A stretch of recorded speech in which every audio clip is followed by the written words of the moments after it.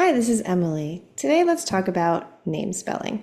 If you've done a lot of genealogy, especially with people from a German background, you might know that finding documents based on different name spellings could be a challenge. I found, especially when I've been using the new FamilySearch full text search, that I have to be really creative about the name spellings that I plug in to get all the documents that I want to find about the people that I'm trying to research. Today I wanted to look at a few documents that I found to kind of highlight this in genealogy. Today we're going to look at two buddies, Jacob Rappold and Jacob Jaeger. In this first document, which is a deed, we see Jacob Rappold, brickmaker, along with Jacob Jaeger, tavern keeper. These two buddies show up again in this estate record where Jacob Jaeger, without the umlaut, is there, and Jacob Rappold, spelled differently than in the last document.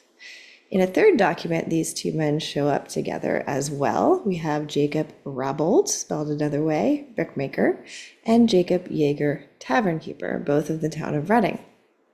In this fourth document, we see these men together, and we see variations of name spelling even within the same document.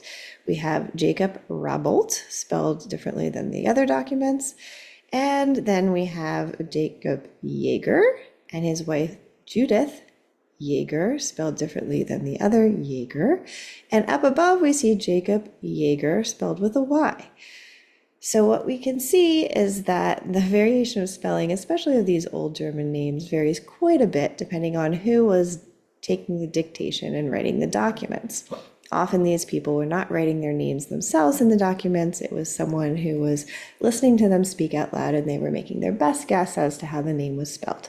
Therefore, you're going to see a lot of variation in the documents with the spelling, and when you're looking for your ancestors in genealogy, the best thing you can do is just make lots of guesses as to how the name might be spelled, try the different variations, use the various search options, and hopefully you'll come up with your ancestor. So that's my tip for the day.